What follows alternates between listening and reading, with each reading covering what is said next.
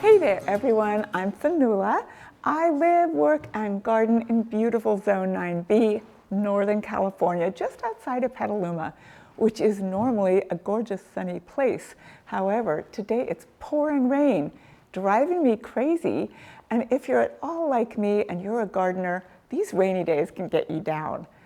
But I have a whole bunch of really great fun things that you can do on a rainy day, and that really, it's fabulous to get a rainy day every now and again, so you can take care of these really vital chores. They're all super important for your garden. So some of them are indoors, like when it was pouring down 5 minutes ago, we had a little bit of thunder, no way could you go outside.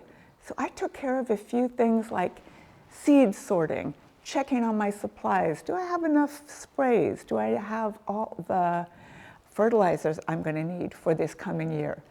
And I've got some fun indoor-outdoor jobs too, and some great outdoor jobs when the rain has lightened up just enough that you can take a walk through your garden.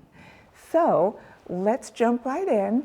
Not looking too bad right now, and it is the perfect time to bring your houseplants outside for a nice dose of beautiful rainwater. Okay, here we go. Every one of these guys is really going to love having nice fresh rainwater. Wash any remaining dust off the foliage and just soak that soil. I'm starting out with the ferns and the guys that I know are super thirsty. What you want to watch for is thunder showers or hail. If that's on the way, grab those houseplants again, bring them right back in. Also, watch for waterlogging. I don't have any saucers under any of these, so it should drain right through. What I'm going for is to get them nice and moist on all the foliage and have the soil be a little bit wet. None of these plants I just brought out are super drought tolerant. There's no cactus. Those guys are cactus, but they're outdoor ones. None of my house plants that I'm bringing out are like ZZ plants or sansevierias, which would really not like to be soaking wet. Everybody I just brought out is really going to benefit from this. Look, spring bulbs are coming up. I know there's daffodils and irises in here, but look who's blooming anyway already. Borage. Borage is one of those fabulous plants that you really just have to plant once, walk away, let it bloom and self-seed, and you'll have borage forever. One more plant that looks absolutely amazing in the rain, and we're not talking about flowers at all this time, but foliage. This gorgeous plant here, the peanut butter plant. Look at it. Look at the way the raindrops settle on the leaves. It is so, so pretty. This is Melianthus major, which is a fabulous plant, totally drought tolerant, but you can see it really looks happy in the rain. And the way the raindrops collect on the leaves, it's just magical. I really love it. It's called peanut butter plant, by the way, just in case you don't know. When you rub the leaves like this, it smells just like peanut butter. Makes you hungry, makes you think of cookies. But yep, look at those raindrops collecting really beautifully on the foliage. Next thing, go on out to your garden shed. Get it organized. Nobody really likes to do that. And after a busy season like the year before, I know for one, my garden shed at home, which nobody is going to get to see because it is such a mess, it definitely needs me to be at home and get that organized, which I will do tomorrow. If it stays like this, that's what top of my list of things to do tomorrow. But what you want to look for, think of the problems your garden had the year before.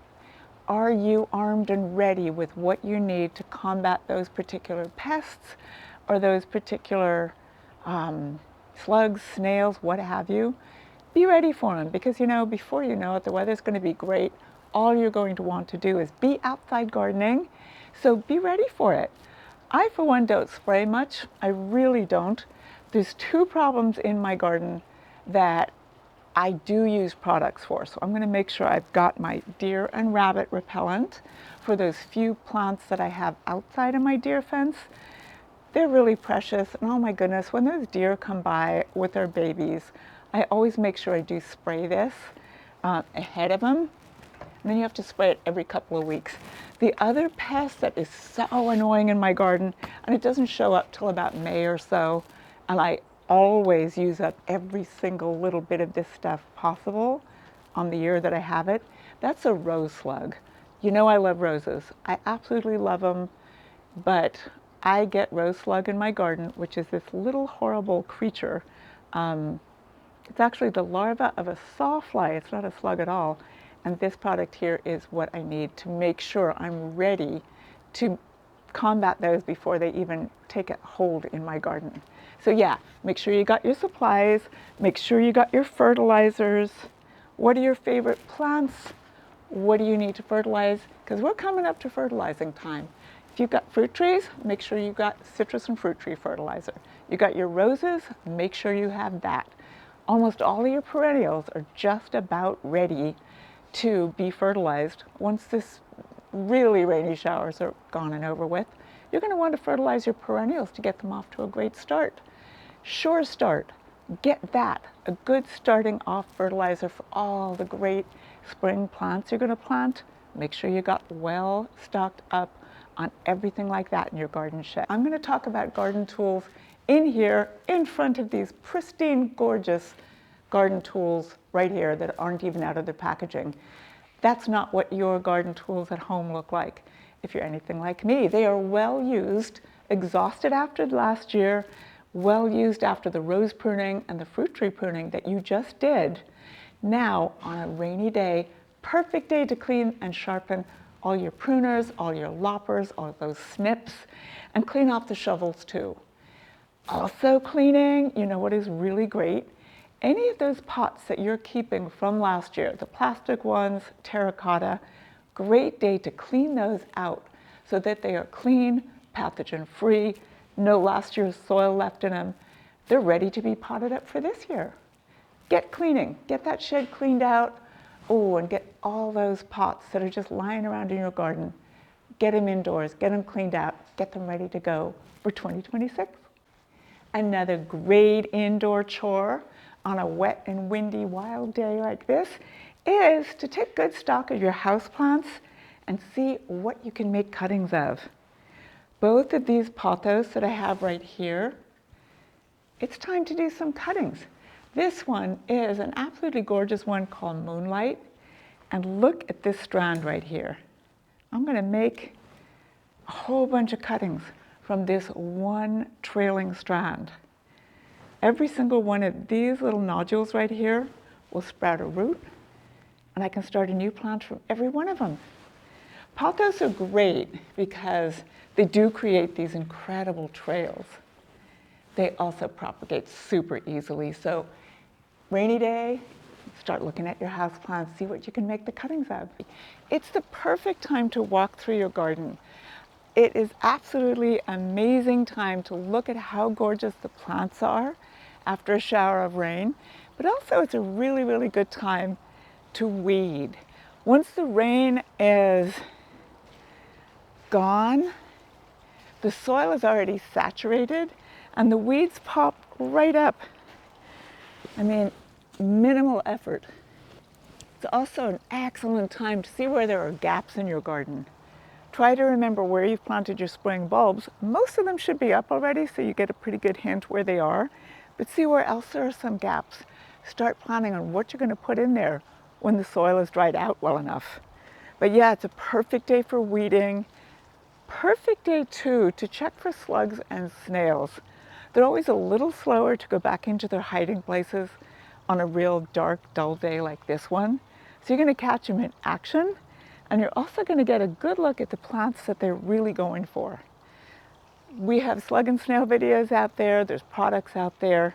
I like to hand pick them, feed them to my chickens, and I have ducks too that absolutely love slugs and snails.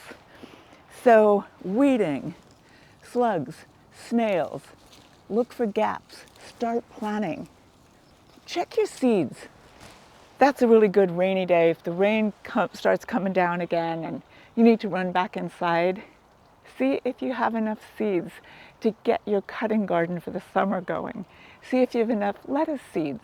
Start planning what it is that you need for once the weather gets decent. You're going to run out of time completely. I, for one, at my house, I spent a little while this morning looking for a gap where I could plant yet another rose. Yes, I'm obsessed. Yes, I'm addicted. But you know, it's not a bad addiction to have. And then really pay attention to what's going on in your garden. You know, I'm a really strong supporter of people who walk in their gardens every day. And even on the rainiest of days, there is a gap. You can get out there. You can see what's going on. I'm here at Cottage right now and I'm noticing that the buds on the mulberries are beginning to show.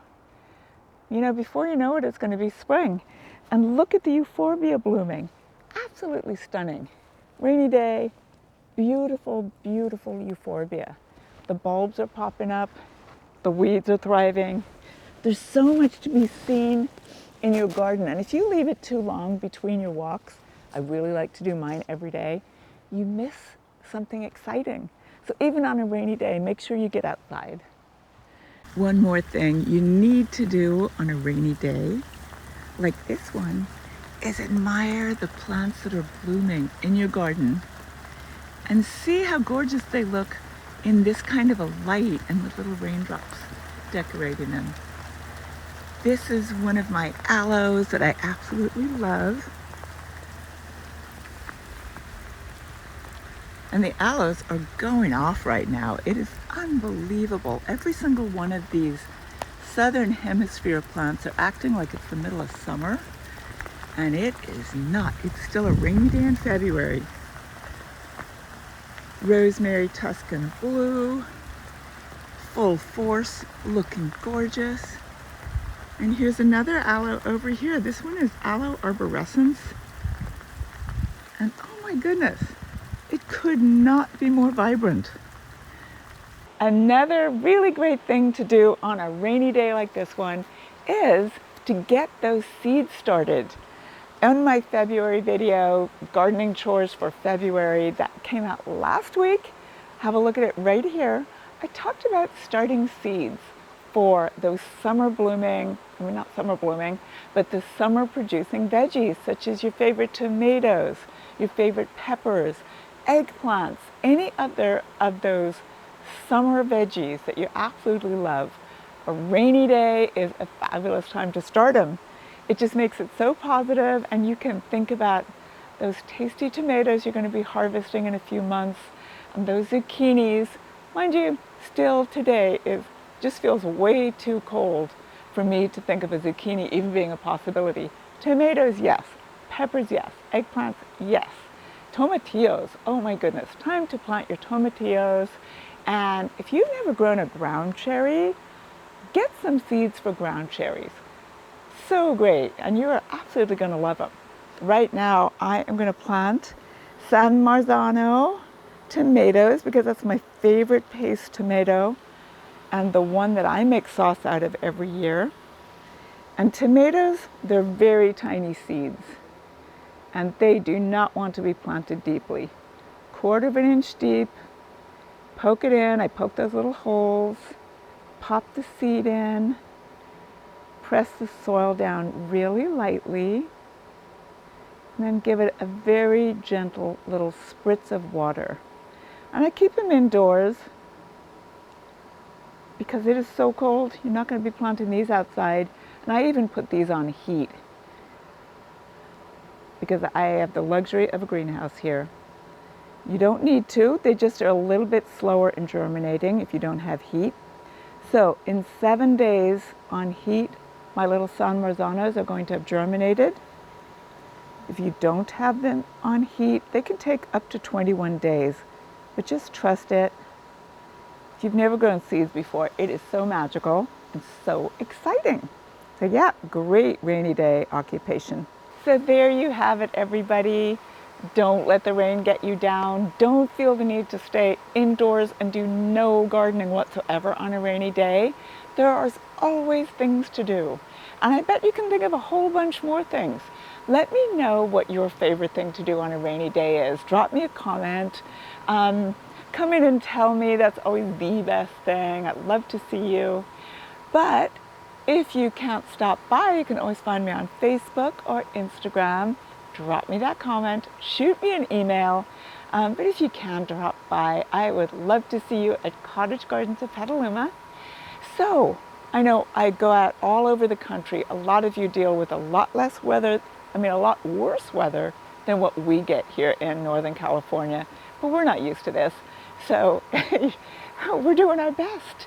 I found lots of things to do on this rainy day. I was so happy to share it with you, and I hope you have a wonderful week, and we'll see you next time. Happy gardening!